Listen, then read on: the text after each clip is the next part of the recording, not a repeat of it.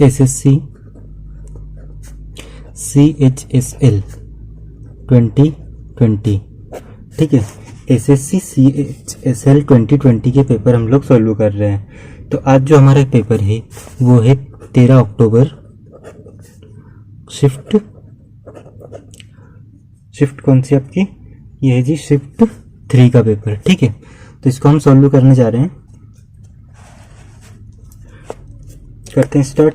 पहला क्वेश्चन है आपके पास गिवन है इन अ ट्रायंगल PQR, एक ट्रायंगल है PQR। तो मैं पहले ट्रायंगल ड्रॉ कर लेता हूँ। ये हो गया जी मेरा PQR, ये मेरा पेज का प्रॉब्लम है,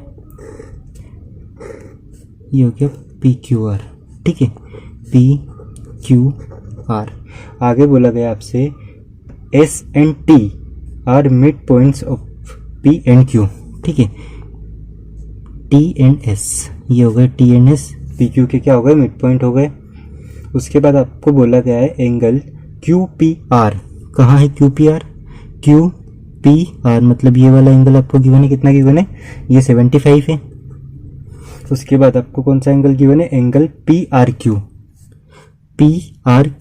ये वाला एंगल कितना गिवन है, ये गिवन है जी 40 डिग्री, ठीक है। आगे आपको बोला गया है एंगल TSQ क्या होगा, एंगल कौन सा, TSQ, ये आपको फाइंड आउट करना है, ठीक है। तो जैसा कि मैंने आपको बताया था हम हिंदी और इंग्लिश दोनों लैंग्वेज में पढ़ेंगे, ठीक है।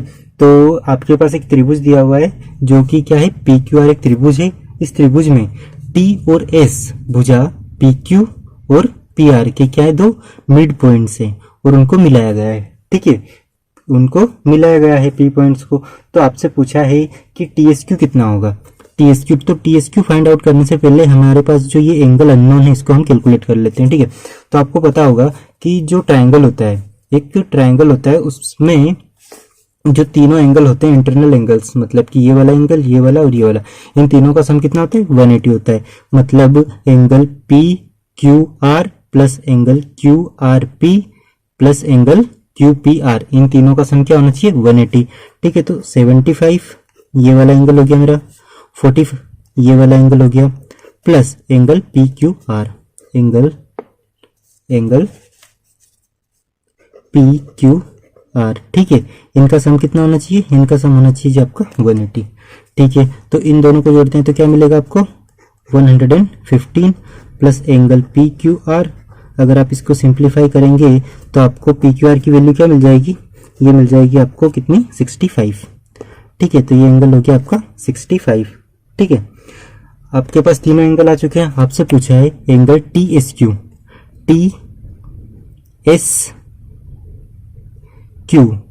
ठीक है, मतलब ये वाला एंगल आपसे पूछा गया, TSQ है ना, TSQ, या एक्चुअली पॉइंट जो है वो S और T है, ये पॉइंट आपका S है और this one is T, okay.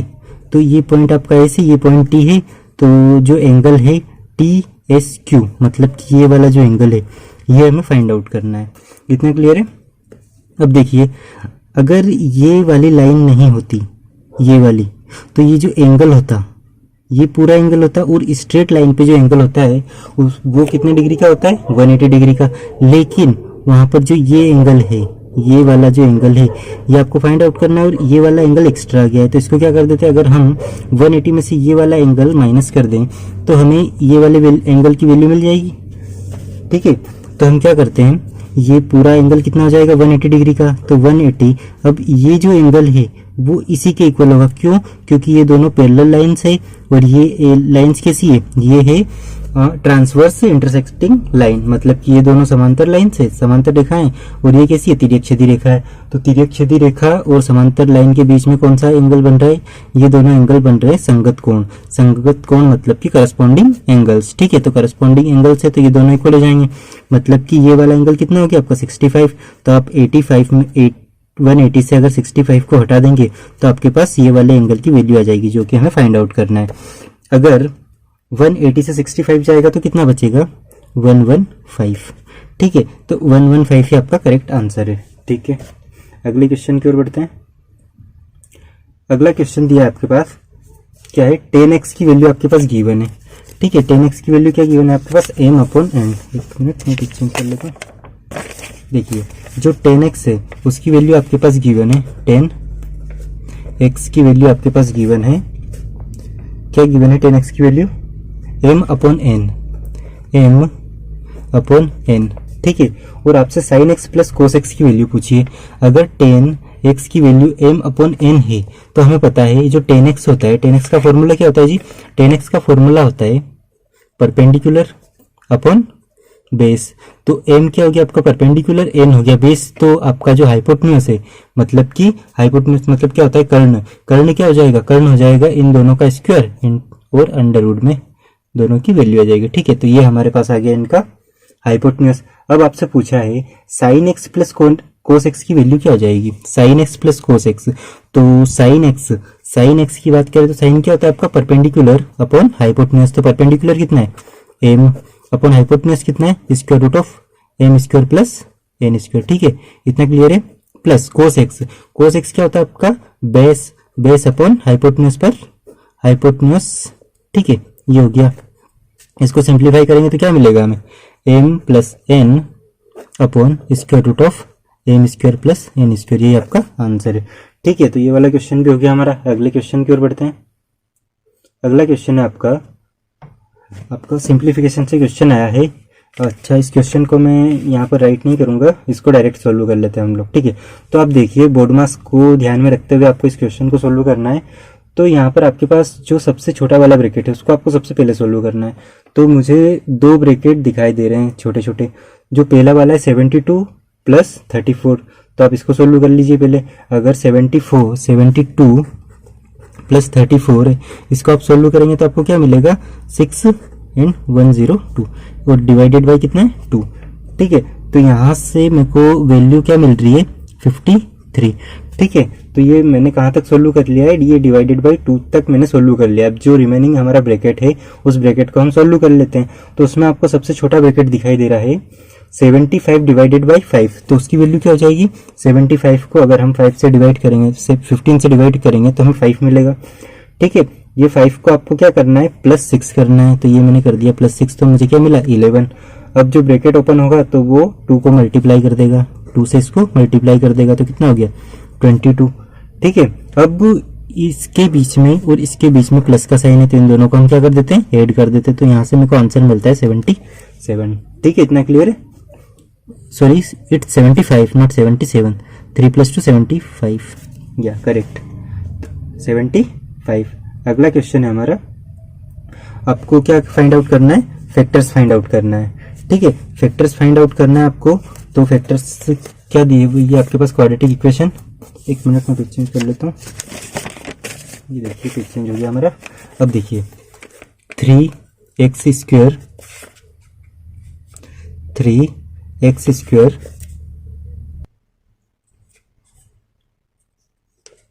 Minus 5x minus 8, ठीक है। ये आपके पास एक एक्सप्रेशन गिवन है, ये क्वाड्रेटिक इक्वेशन नहीं है, ये आपका बाइनोमियल एक्सप्रेशन है, ठीक है। तो इसको हम सॉल्व कर लेते हैं। तो देखिए अगर आप इसको क्या करना पड़ेगा आपको, ये जो 3 है इसको आपको 8 से मल्टीप्लाई करना पड़ेगा पहले। तो 3 को 8 से मल्टीप्लाई करेंगे तो आपके पास जो इक्वेशन बनेगी वो तो सेम यही रहने वाली है, उसमें कोई चेंज नहीं आना है। लेकिन ये क्या हो जाएगा आपके पास 24x स्क्वायर। अब आपको 24x स्क्वायर के दो ऐसे फैक्टर ढूंढना है जिनको आप मल्टीप्लाई मतलब कि जिनको आप प्लस करो या माइनस करो तो आपको क्या मिले -5। तो 8 और 5 ही वो 8 और 3 ही वो दो फैक्टर हो जाएंगे, ठीक है। तो 3x स्क्वायर, अब आपको साइन क्या चाहिए माइनस का चाहिए, तो आपको बड़ा नंबर किसका लेना पड़ेगा माइनस का। तो ये ले लिया मैंने 8x और इसको मैं प्लस 3x करके लिख सकता हूँ, तो मेरे को 5x मिल जाएगा, मल्टीप्लाई करने पे 24 भी मिल जाएगा और ये 8। अगर मैं इसको सिंप्लीफाई करता हूँ तो मेरे को क्या मिलेगा, यहाँ से x कॉमन हो जाएगा आपका और यहाँ से क्या कॉमन आ जाएगा, यहाँ से x कॉमन आ जाएगा तो बचेगा क्या 3x minus 8 plus 1 and 3x minus 8, ठीक है। तो यहाँ से आप देखो तो 3x माइनस 8 दोनों जगह, तो यहाँ से हम क्या कर सकते हैं 3x माइनस 8 को कॉमन ले सकते हैं। अगर कॉमन ले लिया तो अंदर क्या बचा x प्लस 1, ठीक है। तो ये आपके दो फैक्टर हो गए 3x माइनस 8 और x प्लस 1। नेक्स्ट क्वेश्चन की ओर बढ़ते हैं। अगला क्वेश्चन है हमारा if 40% of a number is less than it's 60%। तो मान लिया हमारा जो नंबर है, ठीक है, नंबर है वो हमने 100 मान लिया, ठीक है। तो बोला है आपको कि इफ 40% ऑफ अ नंबर, तो वो नंबर का 40% कितना हो जाएगा, 40% हो जाएगा जी आपका 40, ठीक है। 100 का 40% 40 होना है, इसीलिए मैंने उसको 100 कंसिडर कर लिया ताकि हमारी जो कैलकुलेशन है वो इजी हो जाए। उसके बाद आपसे बोला गया है इज लेस देन इट्स 60%, इसके 60% से कम है, मतलब कि 100 का 60% कितना हो जाएगा, 100 का 60% हो जाएगा जी आपका 60, ठीक है। वो कितना कम है, 30, मतलब कि क्वेश्चन के अकॉर्डिंग इन दोनों का डिफरेंस कितना आना चाहिए, 30, लेकिन एक्चुअल में कितना आ रहा है, 20, मतलब कि ये जो 20 है ये किसके इक्वल है, 30 के। मतलब यहाँ से ये पता चला हमें कि 20 यूनिट जो है वो 30 यूनिट के इक्वल है। तो एक यूनिट की वैल्यू कितनी आ जाएगी हमारे पास, 30/20 या 3/2। अगर एक यूनिट की वैल्यू 3/2 है तो हमने नंबर क्या कंसिडर कर रखा है, 100। तो 100 यूनिट की वैल्यू कितनी हो जाएगी, 100 × 3/2। इसको हम अगर सॉल्व करें तो क्या मिलेगा हमें, ये 50 टाइम्स कट जाएगा और ये हो जाएगा जी 150, ठीक है। तो वो नंबर कितना है, 150 तो नंबर है, लेकिन आपसे नंबर नहीं पूछा है, आपसे पूछा है कि इस नंबर का 30% कितना हो जाएगा। तो आप 150 का कितना 20% कैलकुलेट कर दीजिए। तो ये आ गया जी हमारा आंसर कितना, 30। तो 350 का 20% कितना होगा, 30। ये हो गया आपका आंसर, ठीक है। ये कुछ चीज़ें फ्रेम से आउट हो गई थी तो मैंने फ्रेम में ला दिया है।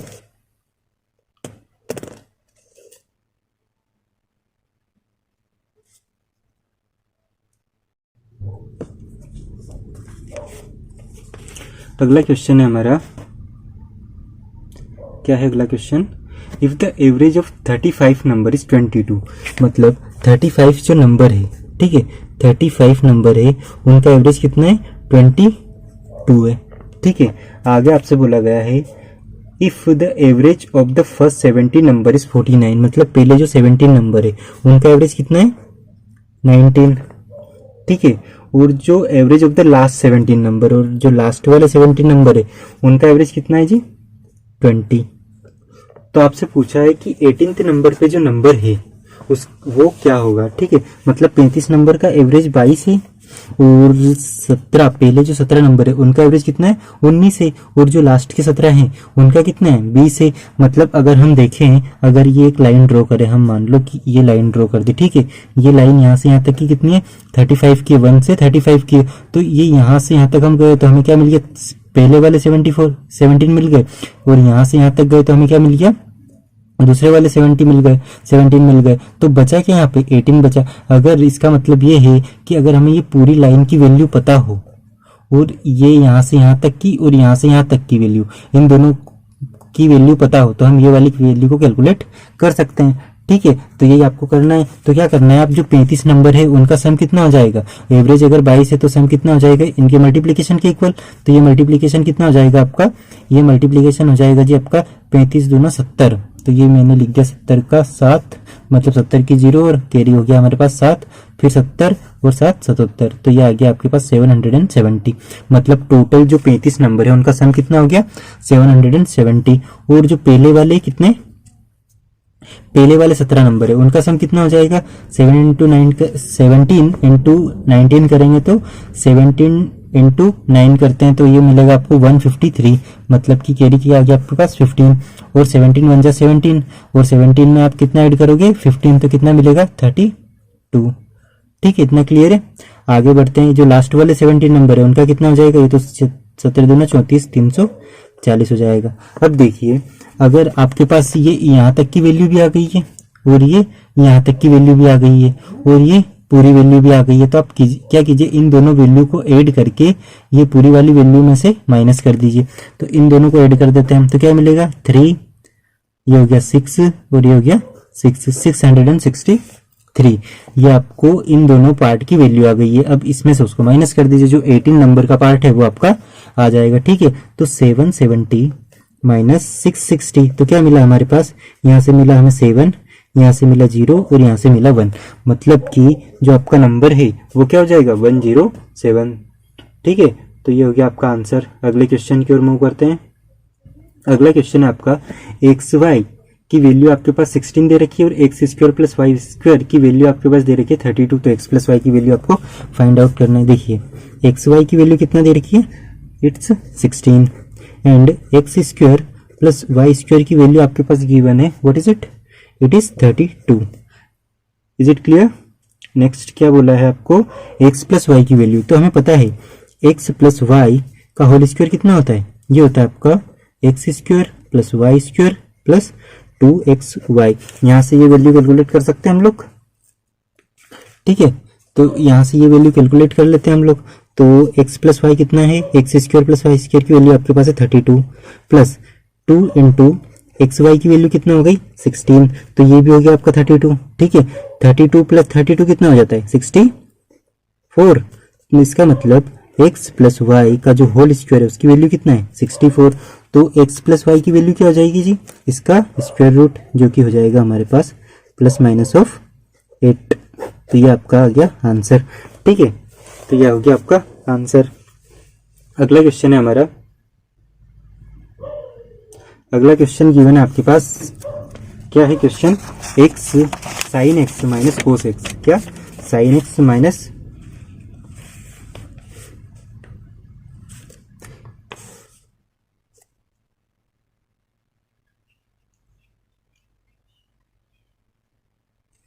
Sine X minus cos X, sine X minus cos x की वैल्यू अगर गिवन हो, मतलब 0 हो, तो आपको क्या बोला गया, आपसे बोला गया है कि sine cube x minus cos cube x की वैल्यू क्या होगी। अब देखिए ये sign X minus cos x है, तो क्या मैं इसको ऐसा लिख सकता हूँ, इसको मैं a मान लेता हूँ, इसको b मान लेता हूँ। यहाँ से मेरे को पता चला a माइनस बी की वैल्यू क्या है, 0 है। ऐसा कर सकते हैं, ठीक है। आप थोड़ी देर के लिए मान लीजिए, ठीक है। तो हमने ऐसा किया, तो ये जो है हमें फाइंड क्या करना होगा फिर, a cube minus b cube, ठीक है, यही फाइंड आउट करना होगा। तो देखिए a cube minus b cube का फॉर्मूला क्या होता है आपका, a cube minus b cube, ये होता है a minus b into a minus b का होल स्क्वायर प्लस 3ab, ठीक है। अब जब आप यहाँ पर a माइनस बी की वैल्यू को क्या पुट करोगे, 0 पुट करोगे, तो ये 0 इस पूरे वाले एक्सप्रेशन को क्या करेगा, मल्टीप्लाई करेगा, तो ये वैल्यू भी क्या हो जाएगी 0।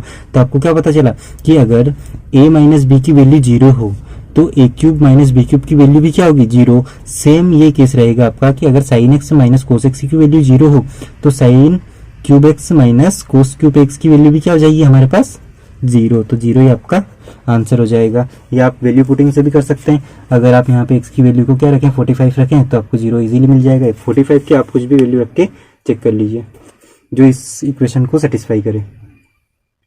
नेक्स्ट क्वेश्चन है आपका, Ravi sells an old scooter for 18,000। ठीक है, रवि ने क्या कर दिया कि स्कूटर को बेच दिया कितने में, 18,000 रुपये में। ऐसा करने पे उसको 10% का लॉस हुआ, तो उसको अगर 15% मतलब 15% का क्या चाहिए, प्रॉफिट चाहिए, तो उसको उस स्कूटर को कितने में बेचना चाहिए। ठीक है, तो करते हैं सोल्व हम।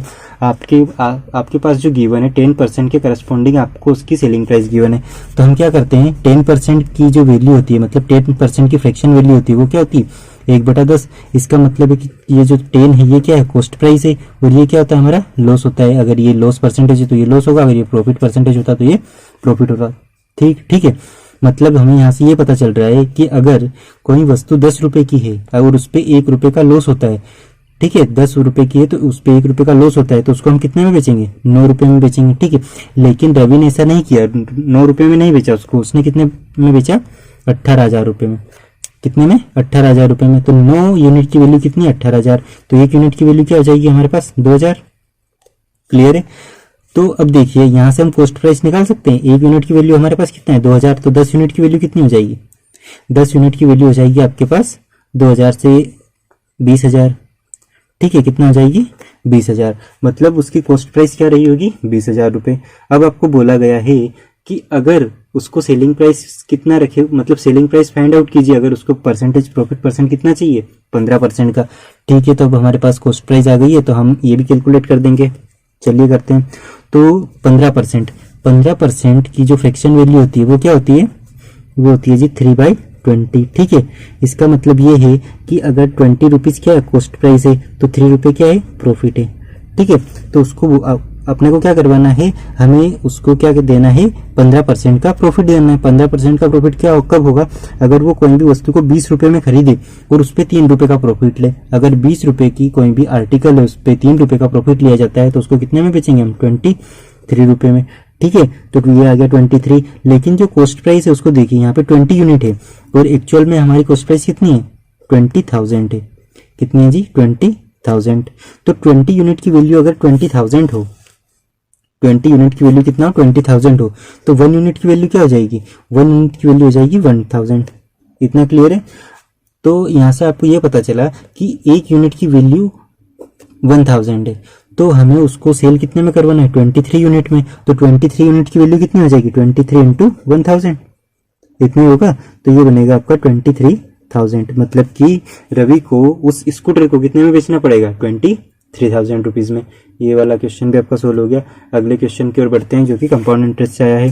क्या बोल रहा है क्वेश्चन, क्वेश्चन बोल रहा है आपसे कि द कंपाउंड इंटरेस्ट है और अमाउंट दिया हुआ है own a certain some of a money. मतलब आपको क्या पता है, प्रिंसिपल नहीं पता है। आपको क्या क्या पता है, कंपाउंड इंटरेस्ट पता है, कंपाउंड इंटरेस्ट पता है, और क्या पता है आपको, कंपाउंड इंटरेस्ट के अलावा ये कंपाउंड इंटरेस्ट आपके पास गिवन है जी 820 रुपीज, ये लिख दिया मैंने 820। उसके अलावा आपके पास गिवन है क्या, जो कंपाउंड मतलब अमाउंट, मतलब हिंदी वालों के लिए मिश्रधन, वो कितना है, 8,820 रुपये। ठीक है, और 2 साल के बाद मतलब टाइम कितना गिवन है हमारे पास, एन की वैल्यू कितना है, 2 है। तो आपको बताना है कि जो रेट ऑफ इंटरेस्ट है वो क्या होगी। ठीक है, तो यहाँ से हम क्या कैलकुलेट कर सकते हैं, हमारे पास कंपाउंड इंटरेस्ट भी है और क्या है ये मिश्रधन, मतलब कि अमाउंट भी है। तो प्रिंसिपल क्या हो जाएगा हमारा, इन दोनों का डिफरेंस।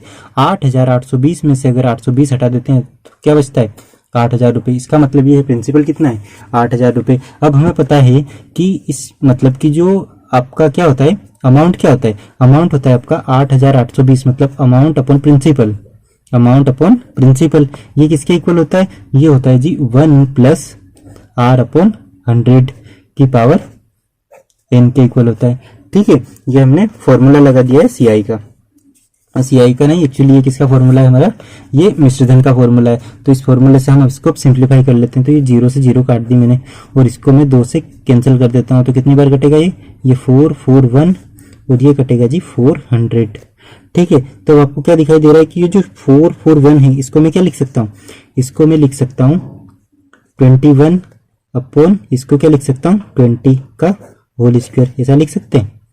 ठीक है, यहां से हमें ये पता चला कि ये जो वैल्यू है ये किसके इक्वल है, 1 प्लस आर की पावर 100 के। अब देखिए n, तो ये जो n है ये हमें क्या गिवन है क्वेश्चन में, 2। अगर ये पावर सेम हो तो हम इन दोनों को इक्वेट कर सकते हैं। तो इन दोनों को इक्वेट कर लेते हैं।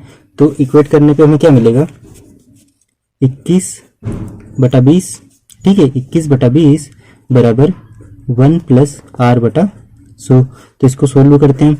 21/20 माइनस 1, ये इधर आके माइनस का हो जाएगा, -1। तो 1/20, 1/20 की वैल्यू क्या हो जाएगी, r/100। ठीक है, तो ये मैं इसको कट कर देता हूँ कितनी बार, 5 टाइम्स। तो ये 5 यहाँ पे आ जाएगा आपका। तो r की वैल्यू क्या आ गई आपके पास, 5%। ठीक है, तो ये आपकी हो गई रेट ऑफ इंटरेस्ट। तो ये वाला क्वेश्चन भी सोल्व हो गया हमारा। अगला क्वेश्चन है, in a circle, 2 equal and parallel chords are 6 centimeter apart and lie on the opposite sides of the center। मतलब कि एक क्या है हमारे पास एक सर्कल है। सर्कल का मतलब क्या होता है, एक वृत्त है। ठीक है, उसमें 2 कोड है, मतलब कि 2 जीवाएं हैं जो कि opposite side of the centre है। मतलब कि सेंटर के क्या है, अपोजिट साइड में है। ठीक है, अपोजिट मतलब विपरीत दिशाओं में है। अब अगर ऐसा हो तो आपसे क्या बोला गया है कि ये जो दोनों के बीच की डिस्टेंस है वो कितना है, 6 सेंटीमीटर है। दोनों के बीच की डिस्टेंस कितना दे रखी है, ये जो डिस्टेंस है ये कितना है, 6 सेंटीमीटर है। ठीक है, और आपको बोला गया है if the length of the each code, मतलब कि ये जो जीवाएं हैं, इन जीवाओं की जो लेंथ है वो कितना है, 8 सेंटीमीटर है।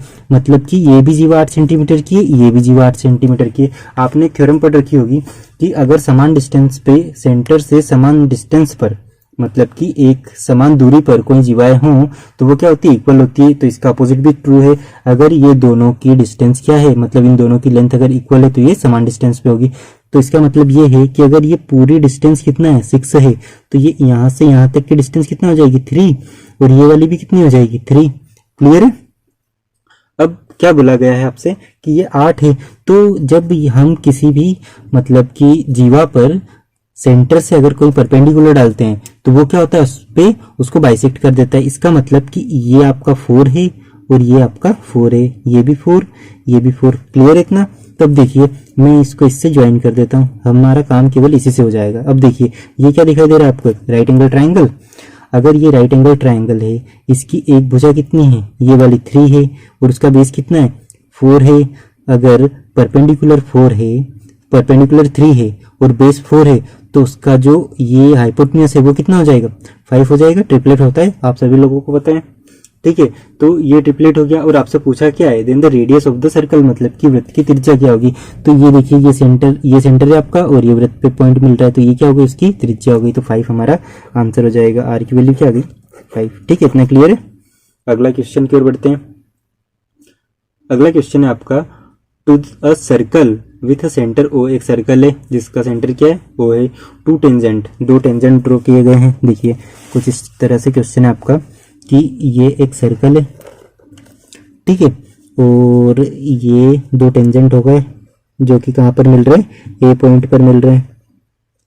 ये हो गया ए पॉइंट, और ये दोनों कहाँ पर टच करते हैं, पी एंड क्यू पर टच करते हैं, पी एंड क्यू पर टच करते हैं। ठीक है, और एक्सटर्नल पॉइंट आपका ए है, मतलब कि ये स्पर्श रेखाएं दो जो कि पॉइंट ए पर मिलती है बाहर की ओर, और ये जो वृत्त को कहाँ पर स्पर्श करती है, पी एंड क्यू पर। तो एंगल पी ए क्यू कहाँ पर है, पी ए क्यू, ये रहा पी ए क्यू, ये गिवन है आपके पास 80 डिग्री। ठीक है, ये कितना है 80 डिग्री। तो आपसे पूछा है पी ओ क्यू कितना होगा, तो अगर ये सेंटर हो हमारा और ये ओ है, तो ये हो गया जी पी ओ क्यू। ठीक है, अब आपको पता है कि ये एंगल और ये वाला एंगल, ठीक है, मतलब angle P A Q and P O Q, इन दोनों का सम कितना होता है 180 होता है। ठीक है, कितना होता है 180 होता है। अगर ये 80 है तो ये कितना हो जाएगा, स्वाभाविक सी बात है ये 100 का होगा, तभी तो इन दोनों का सम क्या होगा 180। तो ये जो पी ओ क्यू है एंगल आपका पी ओ क्यू की वैल्यू क्या हो जाएगी 100 डिग्री। तो ये 100 आपका आंसर हो जाएगा। अगले क्वेश्चन की ओर बढ़ते हैं। अगला क्वेश्चन है हमारा जो कि कहाँ से आया है, ये अलजेब्रा से आया है। इसमें आपको गिवन है a प्लस बी की वैल्यू। ठीक है, a प्लस बी की वैल्यू गिवन है 10, तो ये लिख दिया मैंने a plus b is equal to 10। ठीक है, उसके बाद एंड 3/7 ऑफ ए बी, मतलब कि ए बी का 3/7 भाग। ठीक है, तो ए बी का 3/7 ऑफ को मैं मल्टीप्लाई कर देता हूँ, किसका, ए बी कितना है 9 है, तो यहाँ से ए बी की वैल्यू क्या मिल जाएगी आपको, अगर इसको सिंप्लीफाई करेंगे तो ए बी क्या हो जाएगा आपका 9 एज इट इज, ये 3/7 उधर जाके क्या हो जाएगा 7/3, ये 3 से 3 टाइम्स कट जाएगा, तो क्या मिला हमें 21। ए बी की वैल्यू क्या हो गई 21। तो आपसे क्या पूछा है A cube plus B cube की वैल्यू क्या होगी। तो ए क्यूब प्लस बी क्यूब की वैल्यू कैलकुलेट करने के लिए आपको आइडेंटिटी पता होना चाहिए। क्या होती है, A cube plus B cube is equal to A plus B into A plus B का होल स्क्वायर, ये प्लस है तो यहाँ क्या हो जाएगा -3ab। ठीक है, इसको सॉल्व कर लेते हैं। ए प्लस बी कितना गिवन है 10, ए प्लस बी का स्क्वायर 100 -3 इंटू क्या है 21। इसको आप सॉल्व करोगे तो क्या मिलेगा आपको 10 इंटू 100, और ये कितना हो जाएगा 63, 21 इंटू 363। जब आप इसको माइनस करोगे तो आपको क्या मिलेगा, जब माइनस करेंगे हम तो अगर ये 10 है तो ये कितना हो जाएगा जी 7, 10 में से 3 गई तो 7 बच गई, 9 है, और ये कितना है 9 में से 6 गई तो 3, तो क्या मिला हमें 3 एंड 7 मतलब कि 37। अब आप इसको मल्टीप्लाई कर दीजिए तो आपका आंसर आ जाएगा जी 370। तो ये आपका करेक्ट आंसर है। अगला क्वेश्चन है आपका cot x upon 1 plus cos x. ठीक है, क्या गिवन है हमें, कोट एक्स अपॉन 1 प्लस क्या है कोसेक है ना, या cosec x plus 1 plus cosec x upon cot x. इसकी वैल्यू आपको फाइंड आउट करना है, कुछ नहीं है, आप सीधे से इनका एलसीएम ले लीजिए और सोल्व कर लीजिए। देखिए अगर हम इनका एलसीएम लेते हैं तो एलसीएम लेंगे तो क्या होगा, इसका मल्टीप्लाई इसमें हो जाएगा, तो हमें एलसीएम क्या मिला cot x into 1 plus cosec x, ठीक है। ये एलसीएम हो गया। अब एलसीएम लेंगे तो इसका मल्टीप्लाई यहाँ पर हो जाएगा और इसका यहाँ पर हो जाएगा, तो ये क्या मिला मुझे, ये मिला कोट स्क्वायर एक्स प्लस इसका मल्टीप्लाई इसमें करेंगे तो ये ए प्लस बी का होल स्क्वायर हो जाएगा। तो इसको सोल्व कर लेते हैं। तो 1 plus cosec square x plus 2 cosec x. इतना क्लियर है। आगे बढ़ते हैं। आगे अब क्या गिवन है, अगर इसको हम आगे सोल्व करते हैं तो देखिए cot square x as it is 1 plus cosec square x. अगर आप देखें तो 1 प्लस कोट स्क्वायर एक्स की जो वैल्यू होती है वो क्या होती है, कोसेक स्क्वायर एक्स होती है। तो एक कोसेक स्क्वायर तो ये ऑलरेडी लिखा हुआ है, इसकी वैल्यू आ गई cosec square x. Cosec square x plus cosec square x कितना हो जाएगा, 2 कोसेक स्क्वायर एक्स। तो ये लिख दिया मैंने 2 cosec square x plus 2 cosec x as it is 2 cosec x. Cosec x as it is लिख दिया, ठीक है। अपॉन में क्या है आपके पास, cot x plus cot x into 1 plus cosec x. Clear है। अब देखिए यहां से हम 2 कोसेक एक्स को कॉमन ले सकते हैं, तो ये ले लिया मैंने 2 कोसेक एक्स कॉमन। बचा क्या मेरे पास यहाँ पे, cosec x plus 1 upon cot x into 1 plus cosec x. अब देखिए ये कोसेक एक्स है, ये तो कट गया। अब बचा क्या हमारे पास, cosec x upon cosec x 2 cosec x upon cot x. तो 2 कोसेक एक्स को आप एज इट इज रहने दीजिए, 2 कोसेक एक्स को क्या रहने दीजिए, एज इट इज, ठीक है। और कोट एक्स को आप क्या लिख सकते हैं, जिसको आप लिख सकते हैं या इसको आप ऊपर ले जाइए तो कोट से 10 हो जाएगा और 10 को क्या लिख सकते हैं, 10 को लिखा जा सकता है sine x upon cos x. इतना क्लियर है। कोसेक इंटू साइन की वैल्यू होती है 1, इन दोनों का अगर मल्टीप्लाई करते हैं तो 1 होते हैं, क्योंकि ये क्या होता है, एक दूसरे के इनवर्स होते हैं। तो इसकी वैल्यू 1 आ गई। हमारे पास क्या बचा, ऊपर बचा हमारे पास 2 और नीचे जो है आपका डिनोमिनेटर है वो x, ठीक है। तो इसको आप सोल्व करेंगे तो आपको क्या मिलेगा, 2 सेक x। तो ये हो गई आपकी वैल्यू, ठीक है। ये आपका आंसर। अगला क्वेश्चन है आपका, अगला क्वेश्चन है जी ABC। वापस से हमें ट्रिग्नोमेट्री से, सॉरी ट्रिग्नोमेट्री नहीं है, ये जियोमेट्री है। जियोमेट्री से क्वेश्चन मिला है, जो कि क्वेश्चन क्या बोल रहा है, क्वेश्चन बता रहा है कि एक ट्रायंगल है ABC, ठीक है। ABC एक ट्रायंगल है और BC पैरेलल है किसके, DE जो है पैरेलल है BC के। तो मैं डायग्राम ड्रॉ कर देता हूँ पहले। ये देखिए ABC क्या है,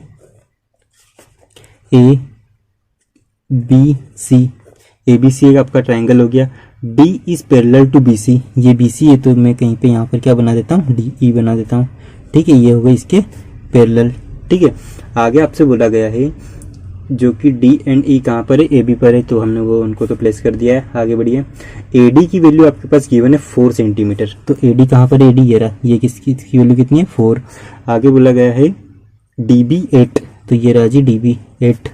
उसके बाद AE 3 और जो ये EC है इसकी वैल्यू आपको कैलकुलेट करना है, ठीक है।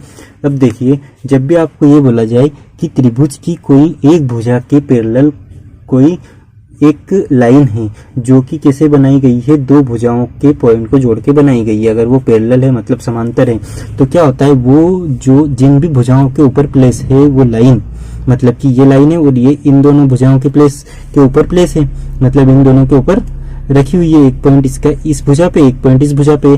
जब ऐसा होता है तो क्या होता है, ये लाइन, ये जो पॉइंट होते हैं, ये पॉइंट और कंडीशन क्या है कि वो इसके पैरेलल होना चाहिए, ठीक है, इसके पैरेलल होना चाहिए। मतलब आपने पढ़ा होगा थेल्स थ्योरम में। तो ये जो रेशियो है ये इसको इक्वल रेशियो में डिवाइड करती है, मतलब ये वाला रेशियो और ये वाला रेशियो, इन दोनों का जो रेशियो होगा वो क्या होगा, इक्वल होगा। इसका मतलब ये है 4/8 मतलब AD/DB, ये किसके इक्वल होगा, AE/EC के। तो AE/EC कितना है, 3/x। इसको आप सोल्व कर लीजिए, ठीक है। तो ये हो गया जी 1/2। तो यहाँ से मेरे को x की वैल्यू क्या मिली, x की वैल्यू मिली 6। इसका मतलब जो EC है आपका वो कितना हो गया, 6 हो गया। अगले क्वेश्चन की ओर मूव करते हैं। अगला क्वेश्चन है 9 से आपको डिविजिबिलिटी चेक करनी है। कौन सा नंबर क्या गिवन है आपके पास, एक नंबर गिवन है 2794, ठीक है। 2794 एंड P एंड 561 ना, या करेक्ट 561। इसको आप चेक करके बताइए कि ये नंबर जब p से कम्प्लीटली डिविजिबल 9 से कम्प्लीटली डिविजिबल होगा तो p की वैल्यू क्या होती है। तो आपको पता है कि जो 9 से डिविजिबिलिटी का रूल है वो क्या बोलता है कि ये जो नंबर है इनके डिजिट का सम, मतलब sum of all the digit of this number should be divided by 9, मतलब कि वो क्या होना चाहिए, 9 से विभाजित होना चाहिए। तो देखते हैं हम क्या होता है, ये डिविजिबल है या नहीं है, मतलब विभाजित है या नहीं है। तो 2 और 7 को जोड़ेंगे तो क्या हो जाएगा, 9 9 और 9 18, 18 और 4 22, 22 और 5 कितना होता है, 22 और 5 होता है जी 27, 27 और 1 28 और 6 कितना हो गया 28 और 6 34 हो गया जी, कितना हो गया 34 प्लस p। ठीक है, अब इस नंबर को मुझे 9 से डिवाइड करना है, तो मैं इस नंबर में क्या ऐड कर दूं, मतलब कि p की वैल्यू क्या रखूं कि ये नंबर 9 से डिवाइड हो जाए। तो मैं यहाँ पर जो सबसे छोटा नंबर, जो सबसे पास वाला नंबर है वो मेरे को दिखाई दे रहा है 36, मतलब ये अगर 36 होता तो उसको 9 क्या कर देता, डिवाइड कर देता। इसका मतलब है कि अगर मैं p की वैल्यू क्या रख दूं, 2 रख देता हूँ, p की वैल्यू 2 रख देता हूँ, तो ये कितना हो जाएगा 36 हो जाएगा, और 36 को 9 इजीली डिवाइड कर देगा। तो आपका आंसर क्या हो गया जी, 2 आपका आंसर हो गया। अगले क्वेश्चन की ओर मूव करते हैं। अगला क्वेश्चन बोल रहा है if the measure of the side of a cuboid, एक क्यूबॉइड है जिसकी साइड कितनी है 8, 6 एंड 10 सेंटीमीटर है, then the volume of the cuboid, तो उसका वॉल्यूम क्या होगा। ठीक है, देखिए क्यूबॉइड का मतलब होता है जी घनाभ, एक घनाभ दिया है आपके पास, तो वो जो घनाभ है उसकी साइड कितनी है, मतलब कि भुजाएं हैं आपकी 8 सेंटीमीटर, 6 और 10, तो उसका वॉल्यूम निकालना है। तो ये तो सभी को पता है, जब भी हमें साइड गिवन हो तो वॉल्यूम क्या होता है, तीनों साइड का मल्टीप्लीकेशन, मतलब 8 इंटू 6 इंटू 10, तो 8 को 6 से मल्टीप्लाई करेंगे तो 48 मिलेगा, और उसको 10 से मल्टीप्लाई करेंगे तो 480 मिलेगा। तो 480, और इसकी ये क्या है सेंटीमीटर में गिवन है, तो इसकी जो यूनिट है वो क्या हो जाएगी, क्यूबिक सेंटीमीटर। तो 480 क्यूबिक सेंटीमीटर आपका क्या हो गया जी आंसर। ठीक है, आगे की ओर बढ़ते हैं। आगे आपसे बोला गया अगला क्वेश्चन जो है वो बोल रहा है अ train is running at the speed of 72 kilometre per hour, मतलब एक ट्रेन है जो कितने की स्पीड से चल रही है 72 किलोमीटर पर आवर, और वो एक इलेक्ट्रिक पोल को 36 सेकेंड में क्या कर देती है, पार कर देती है। तो ट्रेन की लंबाई बताइए। अब देखिए इस टाइप के क्वेश्चन में क्या करना होता है, जो भी ट्रेन को, जो मतलब कि जिस भी किसी वस्तु को ट्रेन क्या कर रही है, क्रॉस कर रही है, उसकी जो डायमेंशन है, मतलब कि इन द सेंस उसकी जो विड्थ है, जैसे पोल है तो पोल की विड्थ है, जो उसको क्या करेंगे हम, क्या क्या कंसिडर करेंगे, उसको हम कंसिडर करेंगे जी नील, मतलब कि 0। ठीक है, तो जो मान लो ये पोल है, अब ये ट्रेन आ रही है, ये इतनी लंबी ट्रेन है, ठीक है, तो अब ये खुद को यहाँ से उठा के कहाँ पर रखेगी, यहाँ पर रखेगी, मतलब ये उसने यहाँ से उठा के यहाँ रख लिया, तो उसने कितनी डिस्टेंस ट्रेवल की, जितनी उसकी लंबाई थी, मतलब कि पोल को कवर करने में उस ट्रेन को कितनी डिस्टेंस कवर करना पड़ेगी, उस पोल को कवर करने में ट्रेन को अपनी जो लेंथ है उसी के इक्वल डिस्टेंस ट्रेवल करना पड़ेगी। तो वो कितने की स्पीड से जा रही है जी, वो जा रही है आपकी 72 किलोमीटर पर आवर। तो 72 किलोमीटर पर आवर है, और आपको जो टाइम दे रखा है वो सेकंड में दे रखा है, तो हम क्या करते हैं, इसको कन्वर्ट कर देते हैं मीटर पर सेकंड में। ठीक है, मीटर पर सेकंड में, और आपको आंसर भी मीटर में चाहिए, तो इसी को कन्वर्ट करना हमारे लिए बेनिफिशियल रहेगा। ठीक है, तो 72 जब हम आपको इसको क्या करेंगे, मीटर पर सेकंड में कन्वर्ट करेंगे, मतलब ये बड़ा नंबर है, बड़े नंबर से हम छोटे की ओर जा रहे हैं, मतलब ये बड़ी यूनिट है, बड़ी यूनिट से छोटे की ओर जा रहे हैं, तो ऊपर आता है छोटा नंबर और नीचे आता है बड़ा नंबर। ये फैक्टर होता है 5/18 और 18/5। ये इससे क्या करते हैं, इस फैक्टर से हम मल्टीप्लाई करके हम देखते हैं, हम चेक कर सकते हैं, मतलब चेक क्या, हम वो फाइंड आउट करते हैं मीटर पर सेकेंड से किलोमीटर पर आवर में। ठीक है, तो इसको हम सोल्व करते हैं, तो हमें क्या मिला, ये 4 बार कट जाएगा, और ये आ गया हमारे पास 20 मीटर पर सेकेंड। उस जो ट्रेन है उसकी स्पीड क्या है 20 मीटर पर सेकेंड। अगर उसकी स्पीड 20 मीटर पर सेकेंड है, वो पोल को 36 सेकेंड में कवर कर देती है, मतलब उसने डिस्टेंस कितनी देर तक कवर की, 36 सेकेंड तक, मतलब 1 सेकेंड में वो 20 मीटर पर सेकेंड की डिस्टेंस ट्रेवल कर रही है। तो 36 में कितना करेगी, 36 है ना, या 36 इंटू 20 इंटू 36, तो ये हो गया जी आपका 72 मीटर। तो 72 मीटर क्या आ गई आपकी लेंथ, किसकी लेंथ है ये ट्रेन की लेंथ है, मतलब कि रेलगाड़ी जो है उसकी लंबाई है। तो ये क्वेश्चन भी सोल्व हो गया हमारा। अगला क्वेश्चन आया है आपका पाइप्स और टंकी से। तो ये क्या बोल रहा है, एक टेप है a can fill a tank in 6 hour, मतलब एक टैंक को ए जो पाइप है, ए जो टेप है वो कितनी देर में भर सकता है 6 आवर में। उसके बाद आपसे बोला गया है जो बी है वो क्या बोला गया, बी जो है वो उसको 8 आर में भर सकता है। देखिए मैं यहाँ पे लिख देता हूँ, ए जो है वो 6 आर में फिल कर सकता है, बी कितने आर में 6 इसको फिल कर सकता है, मतलब भर सकता है 8 आर में। और जो सी है ये करेगा उसको 4 घंटे में खाली, तो सी क्या करेगा 4 घंटे में खाली, तो इसको हम लिख देते हैं -4। ठीक है, ये दोनों क्या कर रहे हैं उसको भरेंगे, ये उल्टा काम करेगा, तो मतलब साइन तो अपोजिट होना चाहिए ना। आप ऐसा भी कर सकते हैं, इनको माइनस ले लो इसको प्लस ले लो, मतलब साइन को आपको डिफरेंस दिखाना पड़ेगा, तब जाके आपको पता चलेगा कि ये दोनों की जो डायरेक्शन है वो क्या है, डिफरेंट है। देखिए फिर क्या बोला गया, if the all the 3 taps, मतलब कि जो सारे के सारे नल है टैप्स हैं उनको क्या कर दे हम ओपन कर दे, तो टंकी कितनी देर में भरा जाएगी। तो उसके लिए तो हमें क्या पता होना चाहिए कि इसकी जो कैपेसिटी है आपकी टंकी की वो कितनी है, और इनकी जो स्पीड है किस स्पीड से ये जो आपके नल हैं वो चल रहे हैं वो पता होना चाहिए। ठीक है, तो देखिए आपको कुछ नहीं करना होता है। अब इन जो तीनों नंबर है इनका आप क्या ले लीजिए एलसीएम, तो 6 है 8 है और 4 है, तो इनका एलसीएम क्या हो जाएगा 24। ठीक है, एलसीएम क्या हो गया जी 24। अब 24 अगर लीटर की टंकी है तो 6 घंटे में वो भर देता है ए, तो वो 1 घंटे में कितना भरेगा 4 लीटर, 8 कितना भरेगा 3 लीटर, और ये जो 4 है ये कितना खाली कर देगा, ये खाली कर देगा उसको 6 लीटर। मतलब कि ये जो 4, 3 और 6 है ये क्या आ गई इनकी, ये आ गई है इनकी स्पीड की, इस स्पीड से इस वेलोसिटी से ये नल चल रहे हैं। ठीक है, अब आपसे आगे क्या बोला गया है कि ये कितनी देर में फिल कर देंगे। अगर 24 लीटर उसकी कैपेसिटी हो और तीनों साथ में चले तो ये दोनों साथ में भरेंगे, तो कितना भरेंगे 7 की स्पीड से। ठीक है, दोनों 7 की स्पीड से भरेंगे और ये 6 की स्पीड से खाली कर देगा, तो इसको माइनस रखा हमने, तो ये 1। मतलब कि अगर 24 लीटर की टंकी है और उसको आपको 1 की स्पीड से भरना है तो कितना टाइम लगेगा 24 आवर्स का टाइम लगेगा। यही आपका आंसर है। ठीक है, तो 24 आपका आंसर हो गया। आगे देखते हैं, आगे आपका क्वेश्चन क्या है। आगे क्वेश्चन दिया हुआ है जो कि बहुत इजी क्वेश्चन है, आप लोग इजीली सॉल्व कर पाओगे इसको। क्या गिवन है, A/B। यहाँ पर सॉल्व करना ठीक नहीं रहेगा, आगे क्यों काम क्या करते हैं क्वेश्चन कर लेते हैं। आपके पास गिवन है A/B की वैल्यू क्या गिवन है, A/B गिवन है आपके पास 3:5। ठीक है, 3:5 करेक्ट। और B/C गिवन है आपके पास, B/C कितना गिवन है 2:3। ठीक है, तो जो हमारी ट्रिक है उस ट्रिक को अप्लाई होने के लिए क्या होना चाहिए कि जो पहले वाला क्वेश्चन, मतलब कि जो पहले वाला रेशियो वो जहां पर खत्म हो रहा है दूसरा वाला वहीं से क्या होना चाहिए स्टार्ट होना चाहिए। मतलब A/B B पे खत्म हो रहा है कि B पे एंड हो रहा है, और B/C वहीं से स्टार्ट हो रहा है B से। ठीक है, तो अब इसको सोल्व करने के लिए आपको कुछ नहीं करना होता, इन दोनों का मल्टीप्लाई 6। ठीक है, इन दोनों का मल्टीप्लाई 15। ठीक है, और इन दोनों का मल्टीप्लाई, मतलब ये क्रॉस मल्टीप्लाई करना है आपको। ओके, तो इन दोनों का मल्टीप्लाई तो क्या हो गया 10। तो ये आ गया हमारा आंसर। A/B/C क्या हो गया हमारा, A/B/C ये मिला आपको 6:10:15 करेक्ट है। आगे की ओर बढ़ते हैं।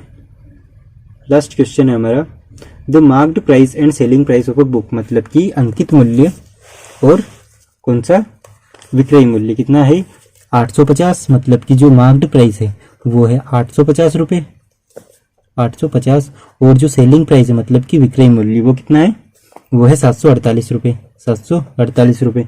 तो डिस्काउंट परसेंट बताइए, बहुत इजी क्वेश्चन है। देखिए अगर किसी बुक के ऊपर प्राइस लिखा हुआ है 850 रुपये और उसको बेच दी कितने में 748 रुपये में, तो डिस्काउंट कितने का मिला, डिस्काउंट कितने का मिला इन दोनों के डिफरेंस के इक्वल। तो डिफरेंस कितना है, 10 में से 8 जाएगी तो 2 बचेगी, ये 4 में से 4 जाएगी 0 और ये 1। मतलब कि 102 रुपये का डिस्काउंट मिला। कितने रुपए पे 102 रुपये का डिस्काउंट मिला, कितना लिखा था 850 लिखा था, डिस्काउंट कितना मिला 102 का।